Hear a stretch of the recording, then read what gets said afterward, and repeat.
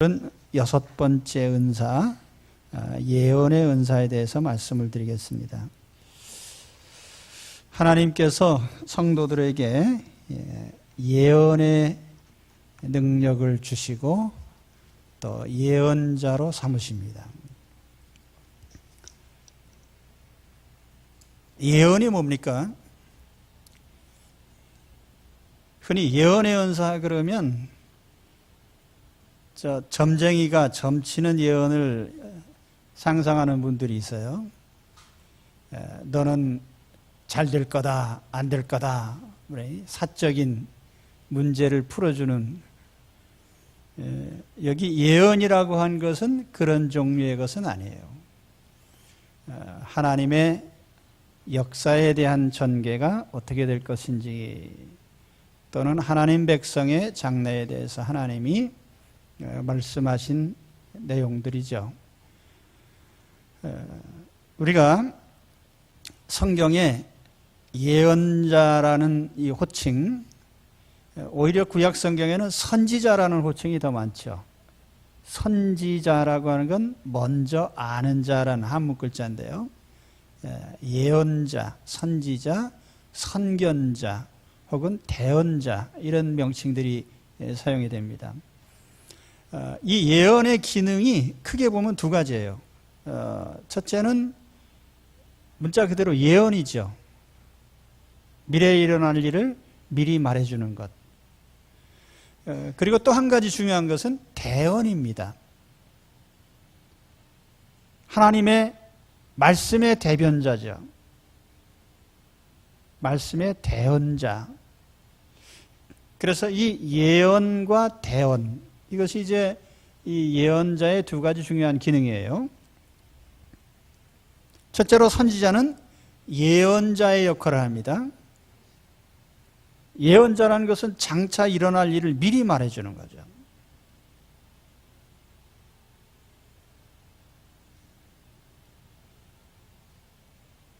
그래서 성경의 많은 부분은 미래에 대한 예언으로 되어 있습니다. 이스라엘 백성이 장차 어떻게 될 것이냐, 역사가 어떻게 전개될 것이냐, 또는 역사가 어떻게 마감될 것이냐. 특히 예수 그리스도에 대한 예언, 이것이 구약 성경의 아주 중요한 부분이죠. 이런 예언을 담당한 사람들을 구약 시대에는 예언자 혹은 선지자, 선견자라는 호칭으로 불렀습니다. 또 한 가지 중요한 것이 대언의 역할이에요. 대언자.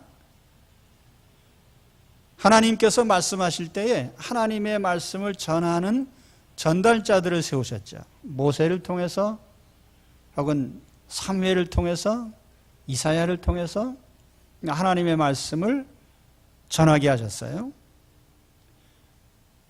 이러한 대언의 역할에는 크게 보면 두 가지 내용이 들어있는데, 하나는 이스라엘 백성들에게 위로와 구원의 약속, 위로의 말씀, 구원의 메시지, 특히 고난받는 백성들에게 미래에 하나님께서 어떻게 구원해 주실 것인지, 이러한 위로와 격려, 이런 말씀들을 전해줍니다. 또 한 가지는 책망과 심판의 말씀이죠. 너희가 하나님 앞에 이런저런 잘못을 저질렀다, 회개해라. 회개하지 않으면 하나님께서 심판하실 것이다. 심판에 대한 경고, 이런 내용들을 전하는 사람이 바로 대언자예요. 선지자가 바로 그런 역할을 했어요.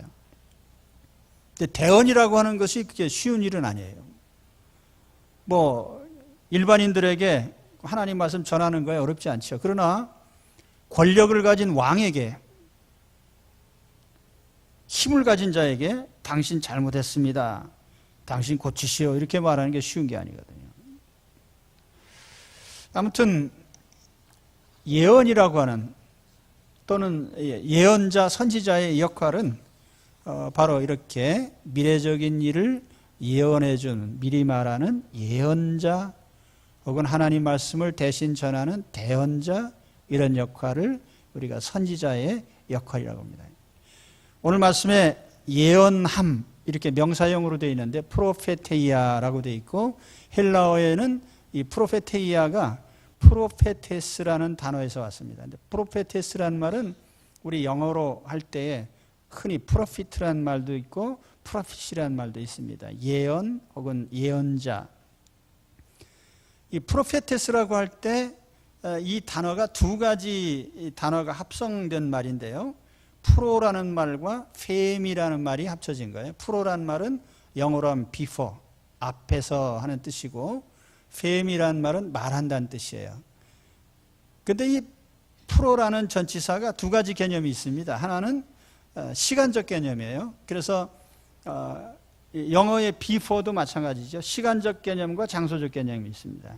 시간적 개념으로 해석하면 미리 말을 하는 거죠. 미리, 앞서서. 프레딕트라는 말도 있는데 그 프레딕트는 그 라틴어에 보면은 프리라는 말과 딕, 그 말한다는 말이 합쳐진 거예요. 미리 말하는 거예요. 앞에서 장차 일어날 일을 미리 말해주는 그런 의미가 있죠. 또 이 프로라는 단어는 그 장소적인 의미도 있어요. 무엇 앞에서, 누구누구 앞에서, 면전에서. 근데 주로 하나님 면전에서 하나님 말씀을 대언하는 거죠. 네, 이게 그렇기 때문에 프로페테스라는 말은 선지자라는 단어인데 선지자의 역할이 미리 말하는 기능도 있지만 하나님 앞에서 하나님 말씀을 받아서 대언하는 역할도 있다. 이제 그래서 예언과 대언이 바로 이 선지자의 중요한 두 가지 기능이라는 것. 예, 그걸 아셔야 됩니다.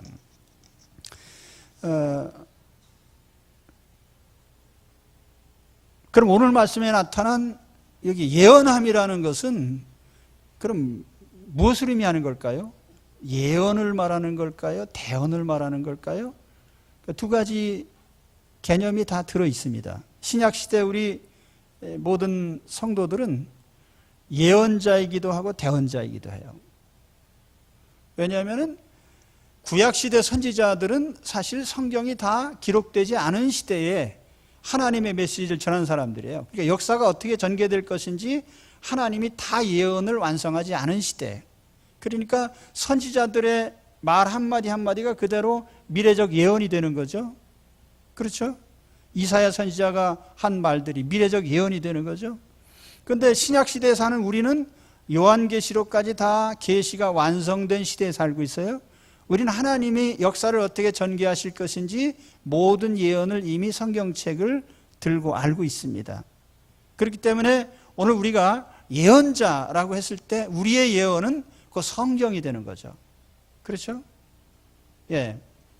그리고 대언자라고 하는 것이 더 나을 겁니다. 왜냐하면 우리 신약시대 모든 성도들은 하나님 말씀 전하는 사람들이니까. 그러니까 오늘 우리가 이 예언의 은사, 예언함 그랬을 때 이것은 하나님 말씀을 대언하는 것이다. 그런 면에서 보면 신약시대 성도들은 다 예언자들이에요.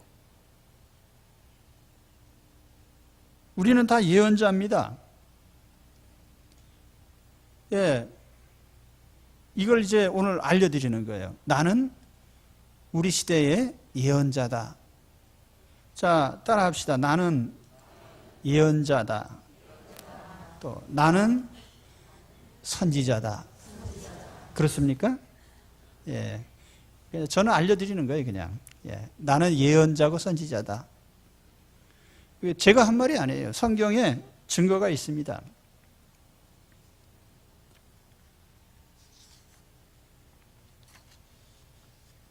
사도행전 2장에 보면 오순절 사건이 나오죠. 오순절 성령이 임했을 때 베드로 사도가 그 오순절 사건을 설명을 하면서 자, 오순절날 일어난 이 사건은 구약의 요엘 선지자가 예언한 것이 성취된 것이다. 이렇게 얘기를 했거든요. 그러면 요엘 선지자가 무슨 예언을 했습니까?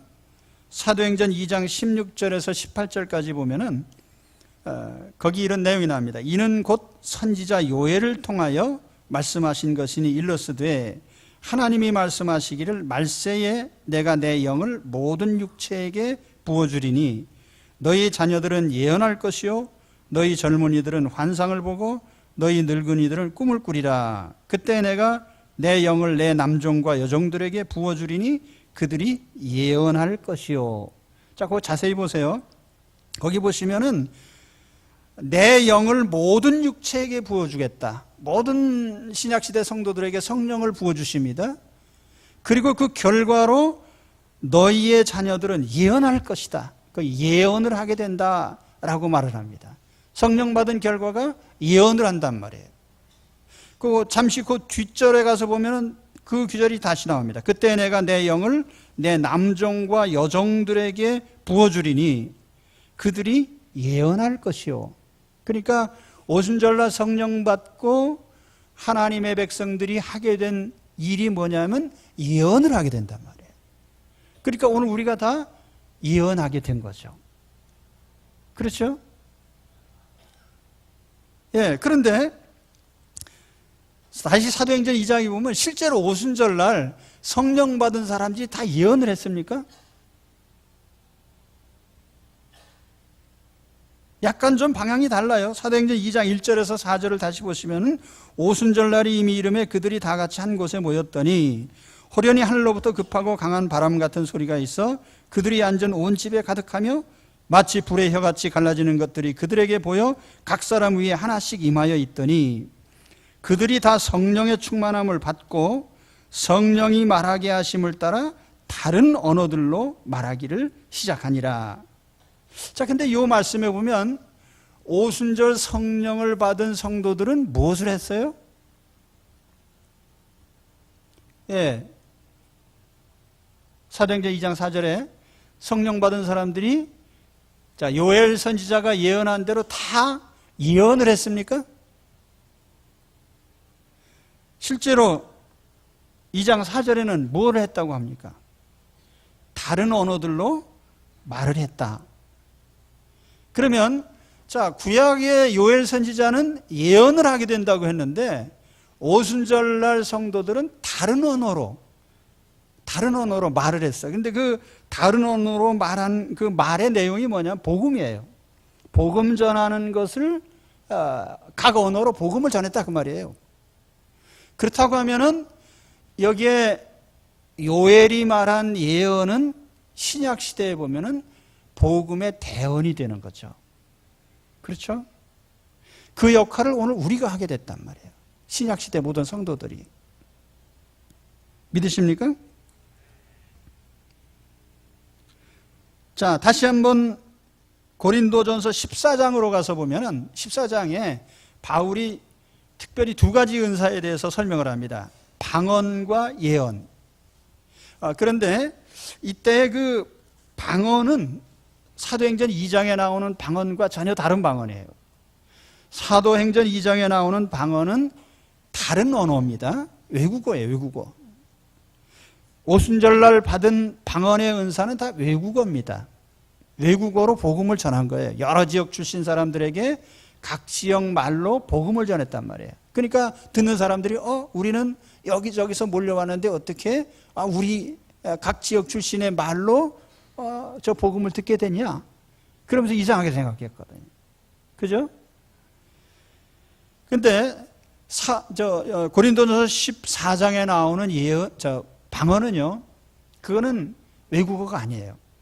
그래서 고린도전서 14장 2절에 보면은 방언에 대해서 이렇게 얘기합니다. 방언을 말하는 자는 사람에게 하지 아니하고 하나님께 하나니 이는 알아듣는 자가 없고 영으로 비밀을 말함이라.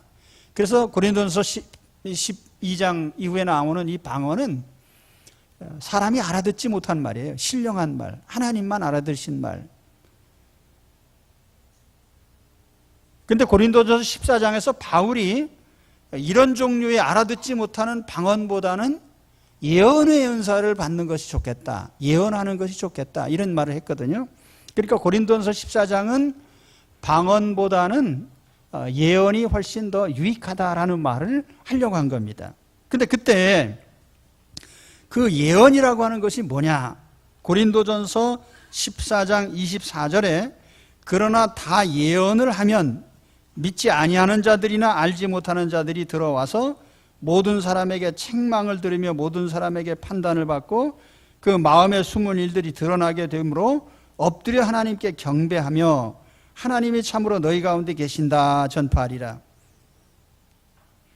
그래서 성도들이 다 예언을 하게 되면 그 예언을 듣는 사람들이 책망도 받고 회개도 하고 하나님을 믿고 이런 역사들이 나타난다는 거예요. 그러니까 그때 그 예언이라는 것은 곧 하나님의 말씀을 말하는 거예요. 복음을 듣고 하나님의 메시지를 듣고 마음의 변화가 일어나고 그렇게 된단 말이죠. 그러니까 여기에 예언이라고 한 것은 바로 하나님 말씀을 대언한 것을 말해요. 하나님 말씀이 곧 예언입니다. 이해가 되십니까? 그래서 사도 바울은 교회 안에 있는 모든 성도들에게 방언으로, 알아듣지 못하는 방언으로 말하는 것보다 우리가 다른 사람들 앞에서 말할 때 예언을 하면 좋겠다. 그때 예언은요, 뭐 너는 이렇게 되리라 저렇게 되리라는 그런 점쟁이 예언이 아니고 바로 하나님 말씀, 하나님의 말씀, 복음의 말씀, 성경 말씀을 전하는 자가 되라. 대언자가 되라 그 말이에요. 아까 제가 선지자의 두 가지 역할을 말씀드렸잖아요. 예언과 대언이라고 했는데 신약 시대 모든 성도들에게 새로운 예언이라는 건 없어요. 그렇기 때문에 성경 말씀을 전하는 것이 곧 예언이고 성경 말씀을 전하는 대언이 곧 그들의 선지자의 역할입니다. 그러면 오늘 우리는 어떻게 해야 되겠어요? 우리가 선지자이니까 우리는 모든 곳에서 뭘 해야 됩니까? 하나님 말씀을 대언하는 자들이 돼야 되겠죠. 그렇죠? 자, 아까 선지자라고 스스로 말씀하셨는데 그 선지자니까 이제 뭘 하시면 됩니까? 하나님 말씀을 대언하셔야죠. 하시겠습니까? 예. 오늘 그 말씀 들으러 왔어요. 예. 나는 선지자고 하나님 말씀을 대언해야 된다. 그 얘기 들으러 오셨습니다, 오늘. 예. 예. 그래서 이제는 가셔도 됩니다. 예. 그 얘기 듣고 가시면 되니까요. 오늘 내용이 그거거든요. 나는 선지자고 하나님 말씀을 대언하는 선지자 직분을 가지고 있다. 그러니까 가서 대언하라 그 말이죠. 예, 그게 오늘 얘기예요. 이 말씀이 오늘 우리의 삶에 그대로 능력으로 나타나게 되기를 바랍니다. 내가 대언의 역할을 할 때, 그래서 그 다음에 말씀드리려는 것은 대언의 효과예요. 대언의 효과. 자, 대언이라는 건 하나님 말씀을 대신 전해주는 것인데 단지 하나님 말씀을 전해주는 것으로 우리가 어떤 결과를 기대할 수 있을까요? 자, 예배 때마다 저는 하나님 말씀을 대언합니다. 제가 이 주보 순서지에 보시면 이제 많은 분들이 이 교회 예배 순서에는 뭐 이런 말이 있나? 우리가 이게 다 이제 의미가 있는 겁니다. 예배는요, 저와 회중이 함께 하나님께 경배드리는 거예요. 그래서 우리가 피차 서로 고백해 가는 겁니다. 컨페션이에요. 그러니까 제가 고백하고 여러분이 고백하고. 그래서 예배 순서에는 저만 혼자 서서 떠드는 게 아니라 서로 응답하면서 같이 하나님께 예배드리는 겁니다. 그래서 여기에 주고받고 그렇게 하는 거예요. 예배 순서가. 그리고 제가 설교 듣기 전에는 항상 거기 오른편 페이지에 7페이지에 보면은 하나님의 율법책을 낭독하고 그 뜻을 해석하여 백성에게 그 낭독하는 것을 다 깨닫게 하니 그 여러분이 여호와여 말씀하옵소서 주의 종이 듣겠나이다. 아멘. 그렇게 하는데 사실 설교라는 게 뭐냐면은 여기 있는 그대로예요. 하나님의 율법책을 낭독하고 뜻을 해석해서 깨닫게 하는 겁니다. 그러니까 말씀의 전달이에요. 대언이에요. 설교라는 건 대언입니다. 제가 여러분을 향해서 하나님 말씀의 깊은 의미를 저는 대언하고 있는 거죠. 그렇죠? 예. 그렇기 때문에 이 말씀의 효과를 저는 기대할 수 있습니다. 왜냐하면 저는 전하는 것뿐이지만 하나님께서 그 말씀을 통해서 역사하시기 때문에요. 그러니까 이제 앞으로 주보 이거 하실 때 이 순서가 뭔가 하지 마시고 이게 그런 순서구나. 예. 그러면 말씀을 듣기 전에 마음가짐이 어떻게 해야 되겠습니까? 하나님이 대언하시는 말씀을 제가 듣겠습니다. 그 얘기죠.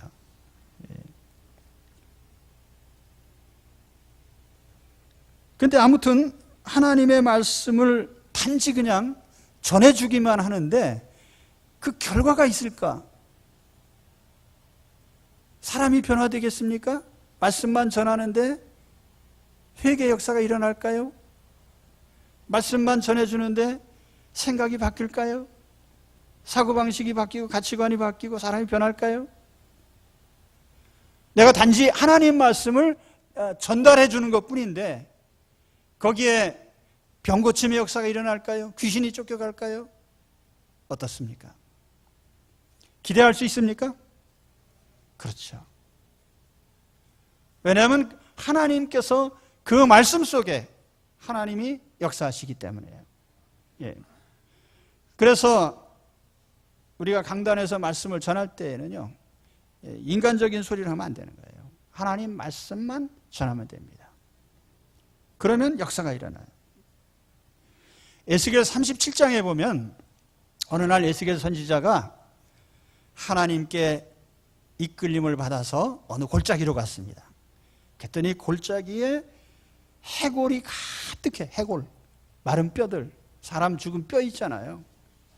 해골 바가지들, 뼈들이 가득 차 있습니다. 그 뼈를 보면 어떤 느낌을 받아요? 아, 이 사람들 다 죽었네. 이 사람들 희망 없네. 공동묘지에 가서 무슨 희망을 찾을 수 있겠습니까? 다 죽은 사람뿐인데. 그래서 하나님께서 에스겔에게 질문을 하십니다. 야, 에스겔아, 이 해골들이 살아날 것 같으냐? 그랬더니 에스겔이 뭐라고 대답했겠습니까? 예, 자신 없을 때는 이렇게 대답하면 됩니다. 주 여호와여, 주께서 아시나이다. 예. 믿는다는 말도 아니고 안 믿는다는 말도 아니고, 예. 그렇죠. 예. 주 여호와여, 주께서 아시나이다. 그랬더니 하나님께서 에스겔에게 명령을 합니다. 야, 너는 저 마른 뼈들을 향해서 대언을 해라. 내가 네게 지시하는 말을 그대로 뼈들을 향해서 말을 해라. 뼈들아, 서로 연결되라. 가죽이 펴져라. 거기에 이제 힘줄이 생기고 살이 돋아나고 가죽이 펴지고 육신적인 소생이 일어나요. 그리고 마지막으로는 영혼까지 살려요. 생기와 이 마른 뼈들, 이 몸들로 들어가라. 생기가 와서 그 마른 뼈들, 소생된 그 육체에 들어가니까 살아났어요, 사람들이. 근데 그 죽었던 모든 뼈가 다 살아나니까 엄청난 군대가 됐습니다. 근데 하나님이 이 장면을 보시면서 에스겔에게 해석을 해줍니다. 야, 이게 뭔지 아냐? 이 해골들은 이게 이스라엘 백성이야. 근데 왜 이스라엘 백성이 해골입니까? 소망 없이 사니까. 구원의 여망이 없으니까. 아, 우린 바빌로니아에게 망했어. 우린 아시리아에게 망했어. 우린 이젠 구원의 여망이 없어. 그러니까 소망 없는 사람은 해골과 같은 사람이에요. 여러분은 앞날에 대한 기대 없이 사시면요, 해골들입니다. 예? 장래 자기 삶에 대해서 하나님 앞에 소망이 없습니까? 기대하는 것이 없습니까? 그러면 해골 같은 인생인 걸 아셔야 돼요. 예, 해골들. 이런 사람들에게 하나님께서 하나님 말씀을 단지 대언하라고 했는데 에스겔이 대언을 했더니 다 살아났어요. 하나님의 말씀을 우리가 대언을 해야 되는데 누구에게 대언합니까? 희망을 잃은 사람들, 세상에 미래에 대한 기대 없이 사는 사람들에게 하나님 말씀을 대언을 해야 돼요. 그러면 그들이 살아날 것입니다. 그 역할을 오늘 우리에게 하라는 거죠.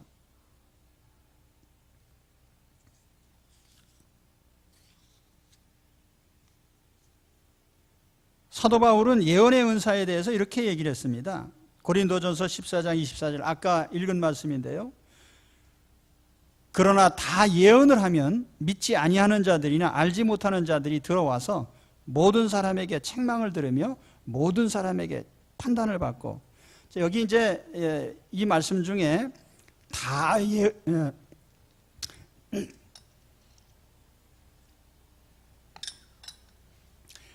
예언을 하면, 그리고 모든 사람에게 책망을 들으며 모든 사람에게 판단을 받고, 여기 다라고 하는 이 수식어, 모든 사람이라고 하니 모든이라는 수식어에 보면은 성도들이 다 예언을 하고, 다 예언을 하면 그걸 듣는 사람들이 여기 5가지 변화가 나타난다는 거예요. 첫째는 책망을 들어요. 하나님 말씀을 듣다 보니까 내가 죄를 지었구나, 죄를 깨닫게 되죠. 그 다음에 두 번째는 판단을 받습니다. 내가 내 인생에 대해서 이러쿵저러쿵 판단을 내리지만 내 인생이 어떻게 되먹었는지 하나님께서 판단을 해주신단 말이에요. 또 세 번째로는 마음에 숨은 일이 드러나요. 아나니아 삽비라처럼 내 감춘 인생의 비밀이 드러나요. 네 번째로는 엎드려 하나님께 경배하게 됩니다. 두려운 마음으로 하나님 앞에 엎드리게 되죠. 다섯 번째로는 하나님의 임재하심을 고백하게 됩니다.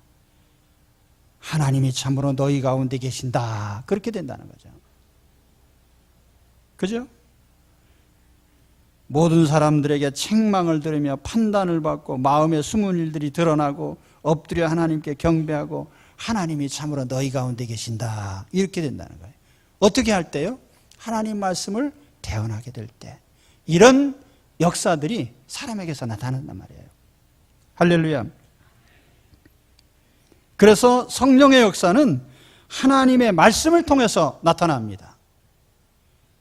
우리가 성령의 역사를 기대한다고 하면은 하나님의 말씀을 듣는 가운데 성령이 역사하시는 거죠.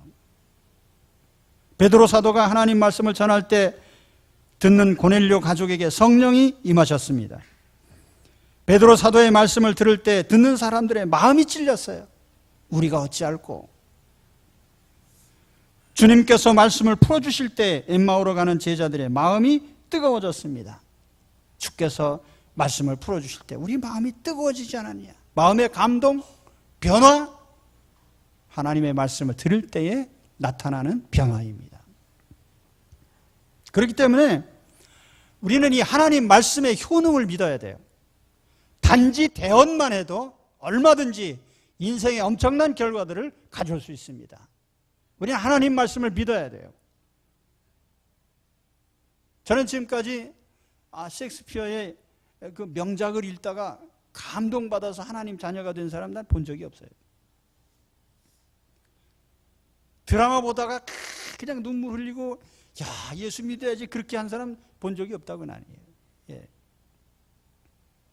유명한 명연설가가 그냥 연설을 정말 철학적으로 막 쩍쩍하면서 하는 그 철학적인 연설 듣고 나서 인생 바뀌어야지 하고 그래서 하나님 자녀가 된 사람 난 들어본 적이 없어요.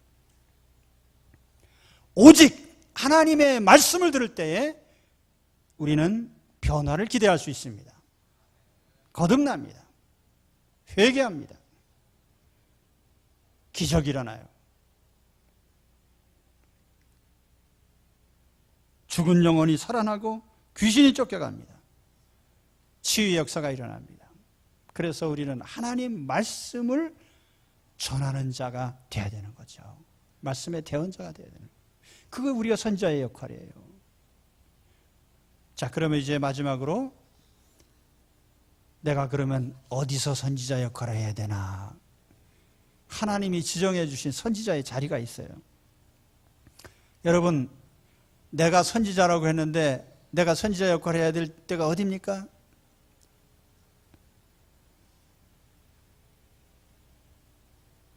유명한 신명기 6장 4절에 쉐마의 말씀이 있잖아요. 이스라엘에 들으라. 너희 하나님 여호와는 오직 하나님 여호와시니 넌 마음을 다하고 뜻을 다하고 힘을 다하여 네 하나님 여호와를 사랑하라. 그런데 거기에 6절에 가서 보면 이런 말씀이 납니다. 오늘 내가 내게 명하는 이 말씀을 너는 마음에 새기고 내 자녀들에게 부지런히 가르치며 집에 앉았을 때든지 길을 갈 때든지 누워있을 때든지 일어날 때든지 이 말씀을 강론할 것이며 너는 또 그것을 내 손목에 메어 기호를 삼으며 내 미간에 붙여 표로 삼고 또 내 집 문설주와 바깥문에 기록할지니라. 근데 여기에 우리는 항상 말씀 속에 살고 말씀을 대언해야 되는데 말씀을 대언해야 될 세 대상이 나와요. 첫째는 내 자신입니다. 그래서 오늘 내가 네게 명하는 이 말씀을 너는 마음에 새겨라. 내 마음에 새겨라. 내 손목에 매라. 내 미간에 붙여라. 자기 자신에게 먼저 대언을 해야 되는 거예요. 선지자가 되시려면 먼저 자기 자신에게 대언해야 됩니다. 내 자신에게 말해야 돼요. 남을 변화시키려고 하지 말고요. 내 자신이 먼저 변화돼야 되는 거예요. 남에게 하나님 말씀을 들려주기 전에 내 영혼의 하나님 말씀을 먼저 들어야 되는 것입니다. 그 진정한 선지자는요, 자기 자신에게 말해야 돼요. 그러니까 하나님께서 이스라엘 자녀들에게 먼저 내 마음에 새겨라. 내 손목에 매라. 내 미간에 붙여라. 하나님 말씀을 내 자신에게 끊임없이 대언하시기 바랍니다. 그럴 때 내 자신에게 대언의 효과가 나타나요. 내 자신이 변하고 하나님의 능력이 내게 임하십니다. 두 번째 대상은 자녀들이죠. 내 자녀에게 부지런히 가르치며 집에 앉았을 때든지 길을 갈 때든지 누워있을 때든지 일어날 때든지 이 말씀을 강론할 것이며 선지자가 여러분 선지자인데 어디 러시아 사람한테 가서 선지자 하실 겁니까? 아니면 저쪽에 어디 남아연방에 남아프리카에 가서 선지자 하실 겁니까? 누구에게 선지자 하실 거예요? 만나지도 못할 사람에게 선지자 직분이 무슨 의미가 있어요? 그렇기 때문에 성경 말씀의 선지자는 바로 내 자신이고 가장 내가 영향을 줄 수 있는 내 자녀들이 되는 겁니다. 자녀들에게 선지자 노릇 하십니까? 하나님 말씀 대언하십니까? 예, 대언하셔야 돼요. 그래서 우리 시대에 이런 사상의 갭이라고 할까요? 단절, 가치관의 단절. 어떻게 보면은 한두 세대 지났는데 외계인 같아요. 젊은 사람들의 사고방식이. 왜 이렇게 됐나? 특히 그리스도인들이 왜 1세대 교인과 2세대 교인, 3세대 교인이 서로 소통하지 못하죠? 하나님의 말씀을 전달을 안 해줬단 말이에요. 외형만 전달해 줬어요. 그래서 우리는 자녀들에게 부지런히 대언해야 됩니다. 그래서 자녀들에게 집에 앉았을 때든지 길을 갈 때든지 누웠을 때든지 항상 하라고 합니다. 선지자 역할을 하셔야 돼요. 세 번째는 여기 신명기 6장 9절에 있지만은 내 집 문설주와 바깥문에 기록해라. 그런데 하나님 말씀을요. 내 집을 출입하는 사람들이죠. 나와 연관을 맺는 사람들이죠. 나와 교제관계에 있는 사람들이죠. 그렇죠? 나와 상관없는 사람들에게 내가 무슨 선지자가 되겠어요? 내가 매일 만나는 직장 동료들에게, 내가 같이 일터에서 같이 일하는 사람들에게 거기에서 나는 선지자 역할을 할 수 있습니다. 왜냐하면 말씀을 그들에게 대언할 수 있기 때문에요. 그렇죠? 그래서 오늘 우리 이 선지자 역할, 선지자의 위치, 바로 내 자신과 내 자녀들과 내 집을 출입하는 사람들, 그리고 내가 매일 만나는 사람들입니다. 그 앞에서 선지자 역할을 감당하시기 바랍니다. 오늘 예언의 은사에 대해서 말씀드렸는데요. 이 예언이라는 것은 곧 하나님의 말씀을 전하는 것입니다. 하나님 말씀에 담겨있는 내용을 전하고 전달하는 거죠. 대언이에요. 대언. 그래서 이 대언의 역사가 일어날 때에 오순절 날도 하루에 5,000명씩 3,000명씩 회개하고 구원받는 역사가 일어났고요. 단지 말씀만 대언했는데 마른 뼈들이 일어난 것 같은 역사들이 일어났습니다. 그래서 우리 모든 삶의 현장에서 진정한 선지자의 파워와 능력을 갖고 사시기 바랍니다. 그것은 우리가 수술을 부리거나 인간적인 능력을 발휘해서 나타나는 게 아니라 단지 하나님 말씀만 대언해도 충분한 역사들이 일어난다는 거죠. 하나님께서 그렇게 말씀을 통해서 역사하시기 때문이에요. 오늘 그래서 말씀을 대언하는 기적의 선지자들이 되시기를 주의 이름으로 축원합니다. 기도하겠습니다.